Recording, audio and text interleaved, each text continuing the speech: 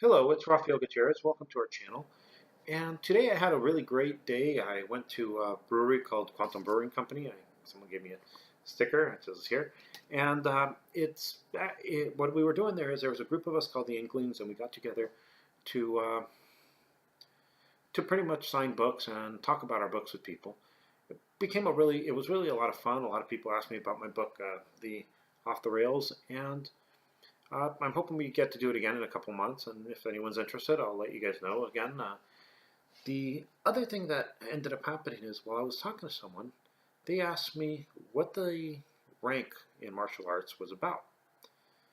And the truth is, I had actually done some research on this before. And when they asked, I figured this is a really good topic because a lot of people don't understand what rank or why people get rank in martial arts. And what I ended up doing is, like I said, I took all the old research, and this is pretty much what I explained to her. All martial arts that uses a rank system, the Kyu Dani or one of the variations, really picked that up from judo. Now I'm not going to talk about the Dani system the Kyu system too much. I'm going to deal mostly with the Dani. But what ended up happening is, as Kano was making a judo into a sport and a martial art, he wanted a way for someone who was doing the sport to be able to compete with someone who with different people, so of different levels. And so he looked around, and apparently he saw the game of Go. And in Go, you can have games where someone is more advanced than someone else, which they give the person who is less advanced a handicap. And so that's actually where the Q rank comes in. So if you were a Q rank number 20 and you're playing against a Q rank number 1, well, you have 19 different points that you're going to have to be raised up to so you can play the same game. Now, they actually say, I was reading up and they've actually said that when a Q rank and a Dani rank played, when the Dani rank was a legitimate Dan rank, the Q rank didn't have a chance. It was completely different. And as I started looking at this, I figured, it would make sense to look at the Dan rank in Go and find out why they actually use this and how it came about and when. Now, like I said, Q and Dani ranks were actually used originally in Go, and I found out the first time, and I have my notes here, the first time it was used was around 1612. There's a school that was known as the Honibu. If I made the mistake, please let me know how to say it, which was established in 1612, and they classified players based on degrees. So you had a degree of players which were beginners, not professionals, and you had the professionals. The beginners started at, I can't remember right now, but I think it was something like 30 and worked their way up to 1, and then went to professional number 1. So they would actually classify people based on degrees in Go.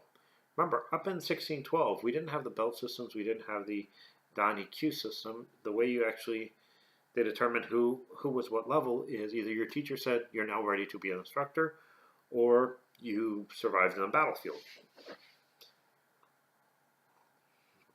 In Go, what ended up happening is when a man was playing and he reached a certain skill level in the game, he actually would receive a title, and the title was Shodan.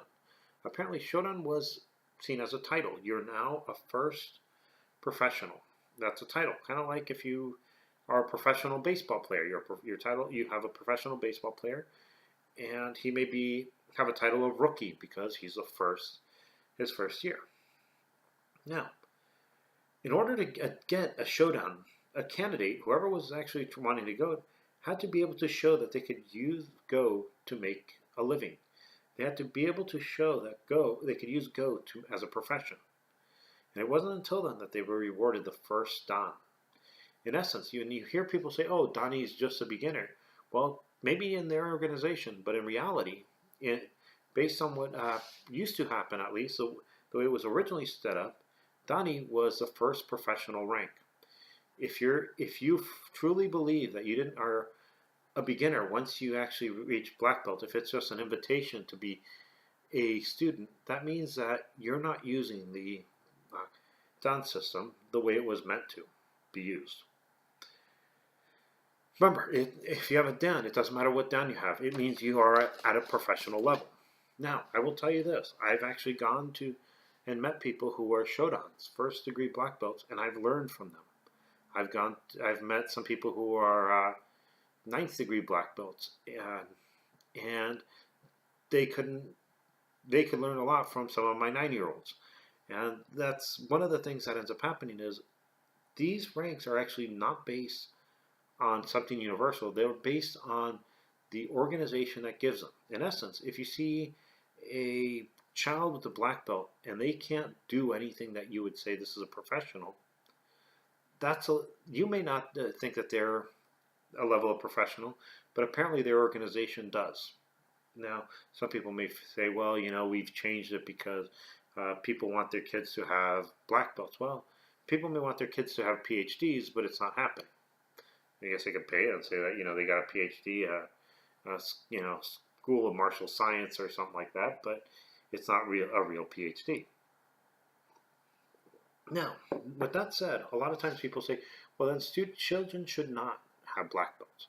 They should not get black belts until someone is 18. And the truth is, you can't really say that either, because there are some people who are really mature for their age. There are people who are extremely skilled. There are people who will actually do something which they'll make a living. For instance, you have professional gymnasts who are 15 years old. Does that mean they're not professional? No, it means that they're professional and they're young, and they may have been pushed too far. They may have actually just enjoyed the sport. And so you can't really say that, well, an age and give a cutoff. Now, let me actually give you just an example of this. One of the things I did to prepare for this video when I thought about that is to look at the youngest people to ever get a PhD. Now, there were, 2 people who got it just as they were turning 20. There were a couple people who got it just as they were turning 19. There was a person who got it just as he was turning 18, a couple at 17, one at 15, and one as young as 13 who got a PhD. And these are from legitimate universities. What it means is a lot of times people may look at a child and say, oh, well, they don't deserve it because they're a child. But the truth is, until you see the child move, until you see how the child acts, especially in class, you can't say he doesn't deserve a black belt. At the age, yes, it is something that we can actually look at and say, okay, well, should a child that young get a black belt? Well, should a child as young as 13 get a PhD? They have. And so the thing is, it actually depends on an individual basis.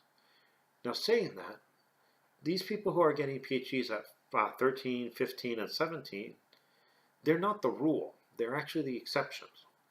And so that's actually one of the things is, yes, you can have young people with black belts who are not the rule. They're the exceptions.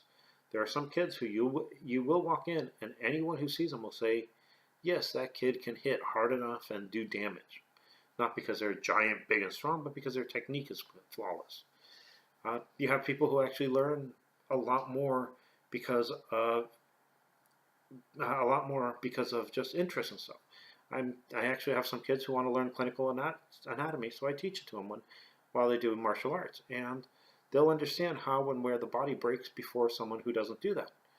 Now, am I saying that kid is going to be a professional?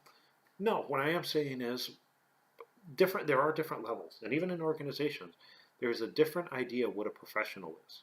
Now, as parents start looking at schools and they want to take their kid here, or they want to, look at, how should I examine a school?